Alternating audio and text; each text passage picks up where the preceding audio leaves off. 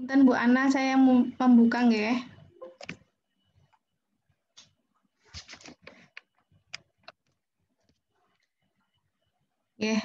Saya buka. Bismillahirrahmanirrahim. Selamat pagi. Assalamualaikum warahmatullahi wabarakatuh. Waalaikumsalam warahmatullahi wabarakatuh. Oke, kelompok 3 dan 4 ya yang hari ini akan menyajikan hasil penyuluhannya kemarin. Nanti kelompok 3 akan lebih banyak komentari oleh Bu Ana, kelompok 4 oleh saya ya. Nanti ada sesi diskusi juga.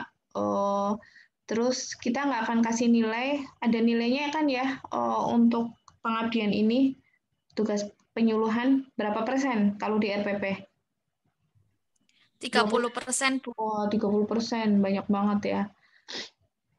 Jadi kita nggak akan kasih nilai sebelum nanti direvisi sesuai masukan, terus luarannya sudah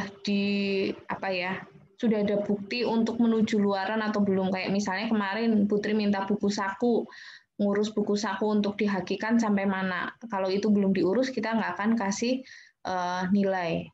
Gitu ya. Mudeng ya? Nanti ngurus haki caranya gimana? Mungkin perwakilan Sonia pada saat kuliah offline ke ruangan Putri. Gitu ya Sonia ya. Jadi harapannya, Nggih, Bu. karena kalau untuk artikel agak susah ya, untuk membuat artikel yang disubmit untuk semester 2 agak susah. Jadi yang bisa dikejar adalah buku saku. Dan semuanya wajib ya. Sudah membuat buku saku, sovel aja. Yang dihakikan itu sovel aja.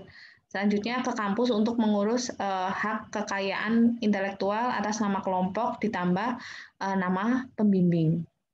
Gitu ya. Karena ketika dibuat artikel misalnya respondennya peserta penyuluhan 3, 9. Takutnya itu nggak akan diterima oleh si jurnal. Gitu. Gitu kan ya Bu Ana ya? Iya Bu, karena kemarin untuk responden memang masih sedikit yang bisa di cover. Oke, jadi gitu ya. Jadi keluarannya semua kelompok di semester 2 ini adalah buku saku. Nanti kayak gimana caranya, Sonia yang mengawali, paling nggak kelompok 1 dan 2 ya, perwakilannya ke kampus, ketemu saya, Bu, kami mau ngurus buku saku. Buku sakunya sovel aja, gitu ya. Gitu ya, Sonia. Mudeng ya, Sonia? Nggih, Bu. Oke, sip. Selanjutnya, saya share screen kelompok 3 dulu.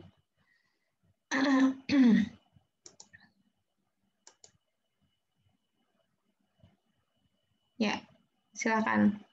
Mau siapa? Ada Balki, Siti Fatimah, sama Zenita. Mau siapa yang menyajikan? Siti Fatimah gimana, Fat? Fat? Ini Zenita. Zenita, Bu. Ya, silakan Zenita.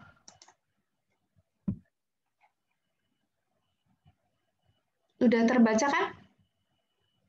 Sudah, Ibu. Kalau pakai PPT sendiri sih, Bu, boleh nggak, Bu? Oh, PPT kemarin udah diupload belum? Ini ya? Ada ding ya. Pakainya PPT ya. Oke. PPT yang diupload di Skalsa kan? Iya, Ibu. Oh iya, oke. Saya buka dulu.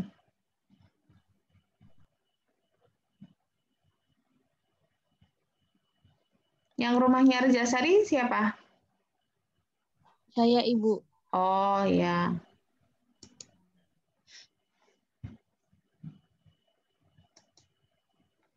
Bentar, saya share screen.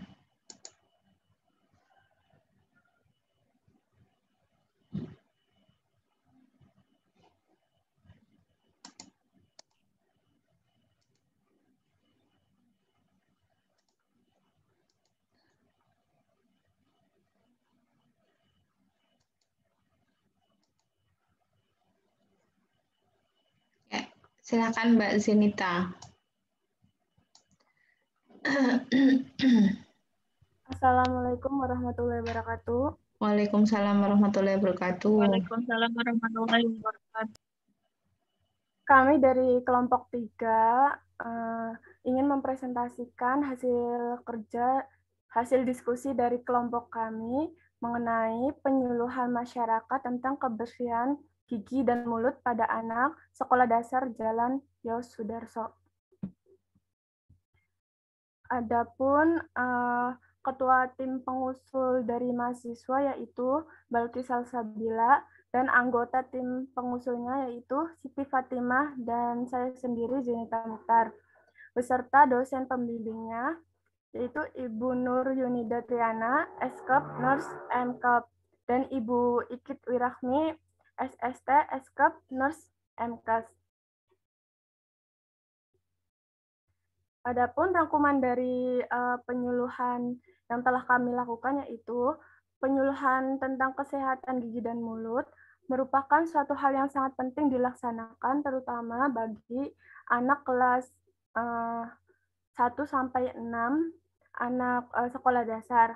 Karena pada masa sekolah dasar ini anak-anak rentan sekali mengalami gigi berlubang dan masalah gigi yang lainnya.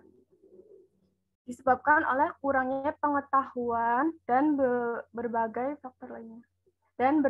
faktor lainnya. Rangkuman penyuluhan tentang pentingnya menjaga kesehatan gigi dan mulut ini dengan menggunakan media laptop dan juga PowerPoint. Anak SD di sekolah dasar di Jalan Yos Sudarso juga diajarkan bagaimana cara menyikat gigi dan mulut dengan menyimak video animasi yang telah kami tayangkan. Dan video itu kami ambil dari YouTube. Dan mereka juga mempraktikannya dengan cukup baik dan juga benar. Upaya meningkatkan kesehatan gigi dan mulut, terutama pada anak sekolah dasar ini, tidak hanya menjadi tanggung jawab pemerintah, akan tetapi merupakan tanggung jawab semua pihak, seperti orang tua, guru-guru, dan juga yang lainnya. Permasalahan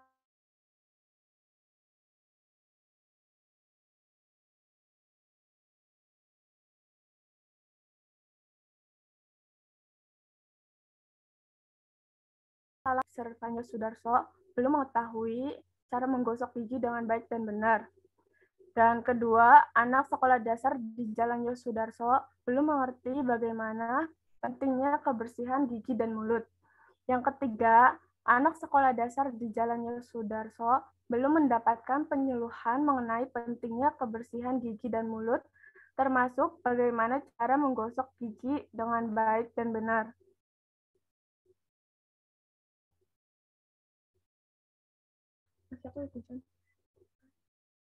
Tujuan umum, yaitu mengubah perilaku anak sekolah dasar di Jalan Yos Sudarso ke arah perilaku sehat, sehingga tercapai derajat kesehatan gigi dan mulut yang optimal.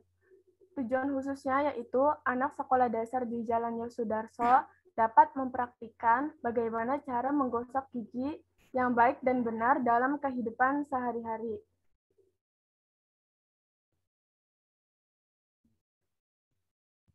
Selanjutnya, materi akan disampaikan oleh Mbak Fatimah.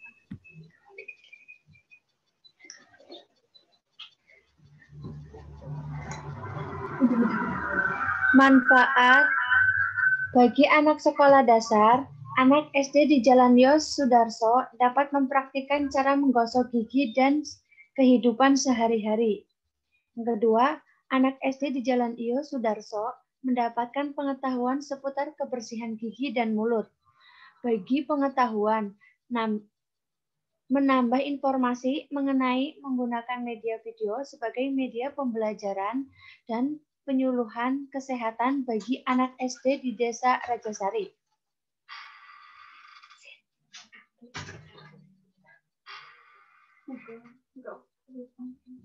Kerangka penyelesaian masalah, alur pelaksanaan penyuluhan. Yang pertama, memberikan salam dan memperkenalkan semua anggota kelompok. Yang kedua, menjelaskan topik penyuluhan. Yang ketiga, menjelaskan tujuan penyuluhan. Yang keempat, menjelaskan kepada peserta mengenai kebersihan gigi dengan penampilan PowerPoint dan video yang berisi materi tentang pentingnya menjaga kebersihan gigi. 5. Membagikan sikat gigi untuk setiap anak masing-masing mendapatkan 1 sikat gigi dan 1 buah susu kotak. 6. Mengajukan dan mempersilahkan anak-anak untuk bertanya. Yang terakhir, mengevaluasi materi yang telah disampaikan.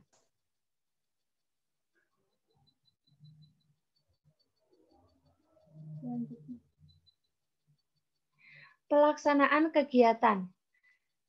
Kegiatan terapi aktivitas kelompok. Kegiatan terapi aktivitas kelompok yang pertama, memberikan salam dan memperkenalkan semua anggota kelompok. Kegiatan menjelaskan topik penyuluhan, menjelaskan tujuan penyuluhan. Kegiatan peserta yaitu menjawab salam dan memperhatikan dalam waktu 5 menit.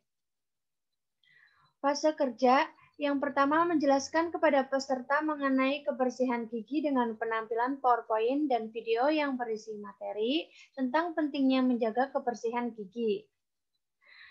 Yang kedua, membagikan sikat gigi untuk setiap anak, masing-masing mendapat 1 sikat gigi dan 1 buah susu kotak. Yang ketiga, anak-anak bertanya dan menjawab pertanyaan yang diajukan oleh mahasiswa. Kegiatan peserta, mendengarkan dan memperhatikan pemateri. Yang kedua, menerima sikat gigi dan susu kotak yang telah diberikan oleh anggota kelompok. Yang ketiga, menjawab dan bertanya tentang materi yang telah disampaikan dalam waktu 20 menit. Penutup, mengevaluasikan materi yang telah disampaikan, kegiatan pesertanya menyampaikan dan menerima respon selama 5 menit.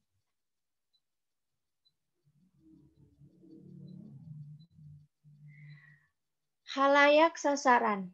Subjek penyuluhan dilakukan kepada anak SD Jalan Yosudarso bersedia menjadi peserta penyuluhan kooperatif di Desa Rejasari terkait cara menerapkan dan menggosok gigi yang baik dan benar sesuai dengan prosedur dengan jumlah 9 orang siswa. Metode yang digunakan yaitu pemberian pretest, ceramah mengenai materi kebersihan gigi dan mulut, pemutaran video animasi cara menggosok gigi yang baik dan benar, dan pemberian post-test. Hasil kegiatan, hasil yang telah didapatkan pada saat pretest menyatakan bahwa anak-anak SD di Jalan Yosudarso masih banyak yang belum memahami tentang cara menggosok gigi dengan baik dan benar. Yaitu ada Adzam dengan nilai 60, IB dengan nilai 70, Ale dengan nilai 90, April dengan nilai 40, Cantika dengan nilai 70, HI dengan nilai 30, Inor dengan nilai 70, dan Ira dengan nilai 60. Rata-rata nilainya di bawah 70. Rata-rata. Selanjutnya akan dibacakan oleh Mbak Balkis. Setelah anak-anak diberikan materi tentang bagaimana menggosok gigi dengan benar, mereka mengisi post-test dan hasil Maaf nilai. Mbak Balkis, suaranya nggak kedengeran. Oh iya, setelah anak-anak segini sudah kedengar belum? Sudah, Mbak. Ya, Bu. Setelah anak-anak diberikan materi tentang bagaimana menggosok gigi dengan baik dan benar, mereka mengisi post-test dan hasil nilai yang mereka dapatkan adalah 100. Next.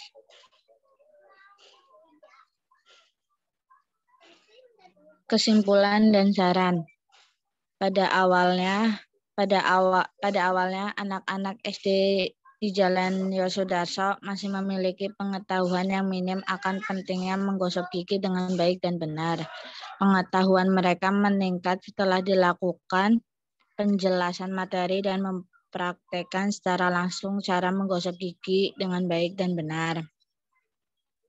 Hasil penelitian menunjukkan bahwa anak pada usia sekolah dasar biasanya hanya bisa berkonsentrasi penuh selama sekitar 20 menit. Aksi penyuluhan bermanfaat untuk menambah pengetahuan dan kemampuan seseorang melalui teknik praktik belajar atau instruksi dengan tujuan mengubah perilaku manusia baik secara individu, kelompok maupun masyarakat untuk meningkatkan kesadaran nilai kesehatan gigi dan mulutnya. Metode penyuluhan yang umum digunakan adalah metode didaktik atau on-way method dan metode Sokratik two-way method. Pada metode didaktik, pendidik cenderung aktif sedangkan siswa sebagai sasaran pendidik tidak diberi kesempatan mengemukakan pendapat. Di samping itu, ceramah merupakan salah satu metode didaktik yang baik digunakan pada pendidikan kesehatan gigi dan mulut untuk anak-anak sekolah dasar. Next. Saran. Sebagai upaya tidak lanjut kegiatan diharapkan menerapkan cara menggosok gigi dengan baik dan benar. Dilakukan secara terus-menerus setiap sebelum dan sesudah makan setiap harinya. Sebagai upaya mencegah kerusakan gigi dan mencegah gigi berlubang, kesehatan gigi dan mulut sangat berperan dalam menunjang kesehatan seseorang. Upaya kesehatan gigi perlu ditinjau dari aspek lingkungan, pengetahuan, pendidikan, kesadaran, dan penanganan kesehatan gigi termasuk pencegahan dan perawatannya. Next. Lokasi tempat penyuluhan kami dari ini aja, Mbak. Iya, Bu. Dokumentasi penyuluhan masyarakat tentang cara menggosok gigi yang baik dan benar. Kami melakukan mempraktikkan secara langsung cara menggosok gigi yang baik dan benar ke anak-anak dan memberi video tentang cara menggosok gigi yang baik dan benar. Sudah, Ibu. Oke, ini ya, diingat-ingat kemarin Bu Tri bilang satu tampilan ini berapa baris? Satu tampilan 8 ya, diingat-ingat untuk PPT selanjutnya, ya tugas apapun 8 baris ya. Oke, untuk selanjutnya pertanyaan untuk kelompok 3, tapi jawabnya nanti ya. Monggo mungkin dari Bu Ana dulu atau teman-teman yang lain, silakan.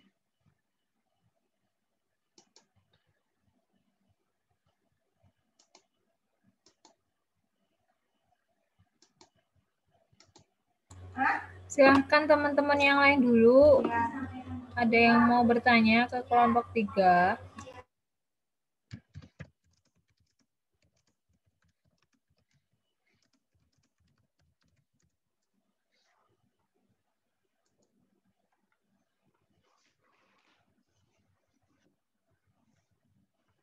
Ayo, ada nggak? Mohon izin bertanya. Perkenalkan, nama saya Febrianti Sonia Gandhi. Mohon izin bertanya untuk kelompok 3. Mau bertanya itu tadi tempat penyuluhannya apakah di SD-nya langsung atau di rumah salah satu kelompok tersebut? Soalnya terlihatnya kayak di rumah. Terima kasih. Yuk, langsung dijawab. Ini saya langsung jawab. Itu tempat penyuluhan di tempat saya, di rumah saya. Dikarenakan di SD Purwokerto sekitar sini masih belum memberanikan untuk membuka kayak anak-anak yang penyuluhan gitu. Jadi yang offline itu cuman anak-anak SD tingkat atas dan itu harus nemuin kepala sekolah, dan kemarin itu pas udah mau mendekati kepala sekolahnya itu masih ada acara-acara. Jadi kami sekelompok akhirnya menentukan penyuluhan di rumah saya, dan itu teman-teman adik saya. Begitu. Ya, terima kasih. Ya, sama-sama.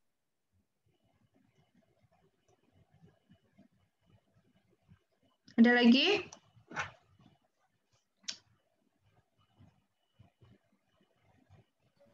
Mohon izin bertanya. Perkenalkan, nama saya Miladia Nur. Mohon izin bertanya kepada kelompok 3. Saya ingin bertanya faktor pendorong dan faktor penghambat dari penyuluhan tersebut apa? Terima kasih. Oke, silakan. Izin menjawab pertanyaan dari Mbak Mila. Perkenalkan, nama saya Yinta Muhtar. Saya ingin menjawab pertanyaan dari Mbak Mila mengenai faktor pendorong dan faktor penghambat penyuluhan. Faktor pendorongnya yaitu yang pertama, anak-anak SD di Jalan Yosudarso itu umumnya mempunyai masalah gigi berupa gigi yang berlubang dan giginya kurang sehat, kurang bersih dan sehat. Terus yang kedua juga di desa itu juga belum ada penyuluhan mengenai kebersihan gigi dan mulut. Adapun faktor penghambatnya yang pertama yaitu PPT yang telah kami buat dan juga apa ya? Jadi itu PPT-nya tidak bisa ditampilkan karena LCD-nya nggak bisa masuk. Jadi kami menampilkan materinya hanya lewat laptop dan menampilkan videonya juga. Terus faktor penghambat yang lainnya, perjalanannya yang cukup jauh, berapa menit? 15 menit lebihan lah. Setengah jam lebih, itu juga merupakan faktor yang menjadi faktor penghambatnya. Sehingga waktunya mulur gitu. Yang tadinya jam berapa menjadi jam berapa. Jadi tidak sesuai dengan rencana kami. Begitu Mbak Mila, apakah sudah jelas? Baik, terima kasih atas jawabannya. Oke, ada lagi? Ya jauh bagi Senita ya, bagi Bilqis ya enggak kan? Jauh juga Bu, setengah jam. Nah, Bilqis rumahnya di mana sih? Di Purwokerto Barat Bu. Di itu STM Wiwaratama yang mau ke arah Pasar Karangluas. Sate Banaran. Iya, penyuluhannya kan di rumahmu. Jauh ya bagi Senita. Iya, Mbok, apa gimana sih? Bagi semuanya, Bu. Kan kami sama Bu Ana juga. Kumpulnya di kampus. Oh iya, iya bagi Bilqis kan enggak, wong itu rumahnya dia toh. Nggih, Bu. Ya, ada lagi?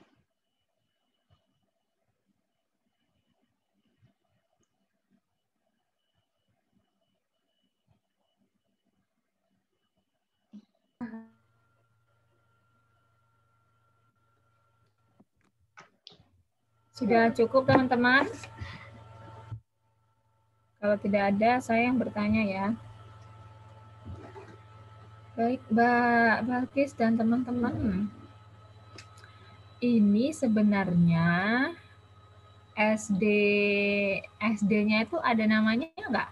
Anak-anak ini di SD mana sih? Kok kayaknya aneh namanya SD Jalan Yosudarso kayak gitu kan aneh ya. Jadi bisa dijelaskan itu SD mana kemarin anak-anak yang datang itu? Itu Ibu, saya izin menjawab pertanyaan dari Bu Ana. Itu SD-nya itu per anak-anak itu beda-beda Ibu. Tapi yang dekat dari sini itu SD Negeri 2 Rijasari. Berarti itu beda-beda SD gitu ya? Bukan satu SD. Bahasanya apa berarti dipilih ya? Bahasanya jangan SD ya Sudarso gitu ya. Berarti ini aja Aneh bacanya. anak di RT gitu kan.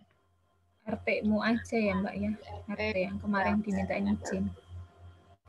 Terus gimana pelaksanaannya? Sudah dijelaskan belum di hasil kegiatannya? Apakah sesuai dengan rencana atau bagaimana? Termasuk perhitungan waktunya, bagaimana Mbak Balkis?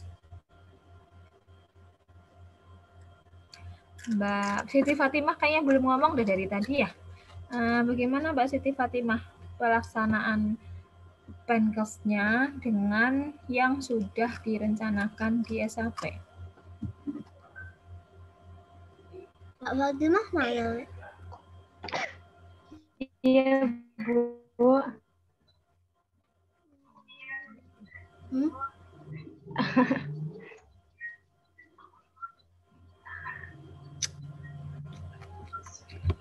Nggak kelihatan kamu, cuman kelihatan batu eta.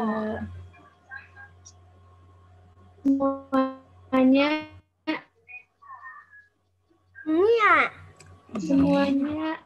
Mbak Fatimah yang itu cuman ya? kendalanya satu.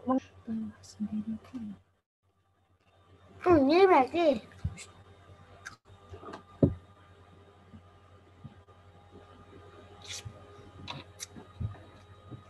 Kayaknya sinyalnya kurang bagus ya. Kedua ya kalian ya. Bu, semuanya Mbak Fatimah ya? hanya saja mengulur waktunya yang mengulurnya sangat lumayan banyak sih Bu. Di bagian apa? Perjalanan. Jangan bilang perjalanan. Maksudnya itu kalau perjalanan memang sampai itu Bu Tri ngoyot ngenteni ning kono. Jauh panas-panas puasa itu ya pas dulu itu kan. Ya Allah, jauh banget. Maksudnya pelaksanaan dari pembukaan sampai kegiatan inti terus sampai penutup itu loh. Kemarin kan lama banget, itu gimana menurut kalian, udah dijelaskan belum di hasil evaluasi kan itu berarti? Mengumpulin anak-anaknya Bu, lumayan cukup susah sih Bu. Masuk juga di ininya ya, materinya katanya 20 menit sampai berapa itu ya lamanya ya. Nah itu nanti dijelaskan, kemudian termasuk kekurangan juga ya sebenarnya ya, karena anaknya itu sulit sehingga nggak satu kelas gitu. Kelas 1 sampai 6 itu kan berarti pengetahuannya beda-beda, makanya di hasil pretest posttest kan jadinya juga beda anak kelas 6 dibandingkan dengan anak kelas 1. Nah itu nanti masuk ke dimasukkan ke apa ya, saran atau evaluasi lah kalau kekurangan kelompok adalah hal tersebut. Kemudian ini laporan kemarin kan sudah saya kasih masukan ya, dilihat sesuai dengan temannya yang lain. Tapi kok nggak apa ya, kok masih nggak rata kanan kiri, terus masih berantakan, ini gimana Mbak? Kamu udah lihat belum itu hasil laporannya? Dirapikan lagi ya, ini masih kurang bagus dilihat, nggak belum hasil akhir, ini harusnya masih diedit lagi ya Mbak ya, Mbak Zenita, Mbak Siti Fatimah, Mbak Balkis, silahkan diperbaiki dan ditambahkan tadi yang kurang. Terima kasih Putri, saya cukup Bu. Terima kasih Bu. Terima kasih Bu. Ya, matur nuwun Bu Ana. Ini nanti kalau waktunya habis masuk ke link yang sama ya. Masukkan lagi tadi ya. Saya sepakat dengan Bu Ana, anak SD-nya umurnya macam-macam sehingga otomatis hasilnya ya jadi macam-macam kayak gitu ya. Memang lah harusnya kalau masukan Putri itu lebih ke anak-anak yang di RT itu apakah cuma 9 atau sebenarnya bisa lebih dari itu. Gitu ya. Itu harusnya lebih, paling enggak biar ilmunya benar-benar yang bermanfaat banget ya, lebih-lebih itu ya paling enggak ada 20 anak. Gitu ya. Terus Adinda coba. Halo Adinda. Iya, Ibu. Ya, ABCD kemarin kepanjangannya apa coba?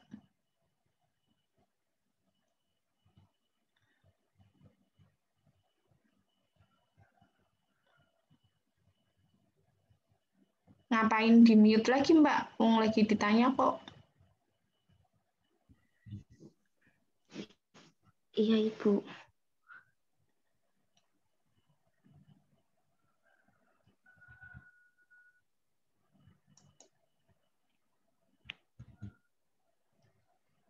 Rosi Anggreni videonya nggak aktif apa, Ros?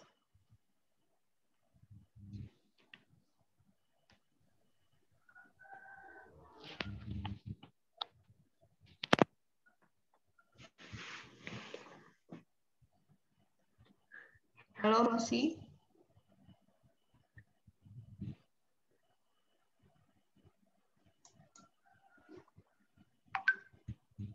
Udah ketemu jawabannya, Adinda?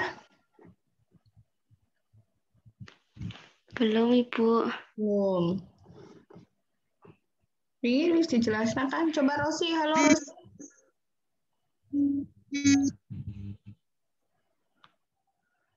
Atau Winda deh, coba Win. ABCD Win. A-nya adalah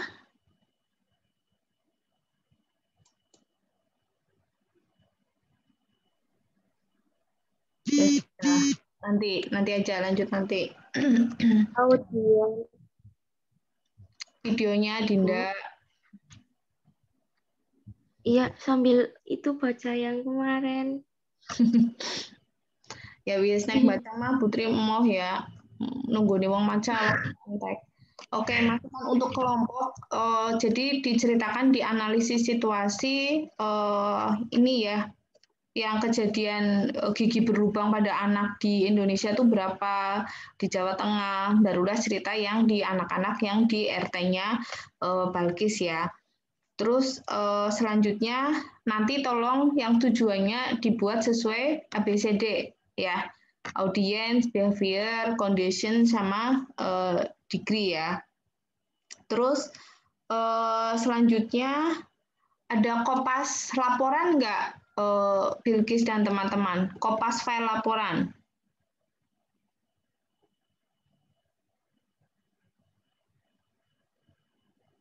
Mudah nggak maksud Putri? Laporannya misal punya siapa, terus di kopas ganti file karena kalian apa sih tentang gosok gigi, berarti diganti gosok gigi, kayak gitu apa enggak?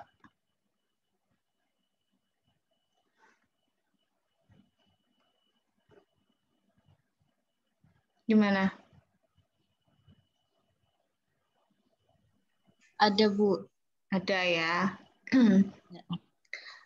Saya nggak ngomong kalau, berarti hikmahnya kalau kopas file harus lebih teliti, enggak ya. Artinya itu file punya kalian, ya kan? Jadi sebelum diupload atau sebelum diserahkan ke dosen ya dibaca lagi semuanya. Mudah nggak sih? Masih ada kata-kata cuci tangan. Makanya tadi saya mikirnya ini kopas file gitu. Itu ya. Nanti silakan dicek lagi. Terus selanjutnya saya coba share screen tadi laporannya kelompok 3 ya.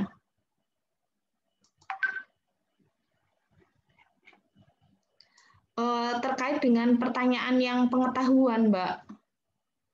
Ini kan mau ngukur pengetahuan ya. Ini Mbak, nih cuci tangan ini. Ada kata-kata cuci tangan ya.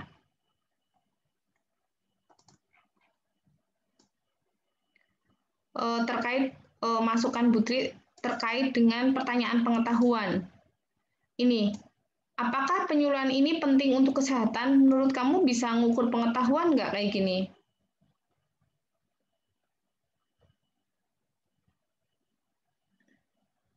Halo?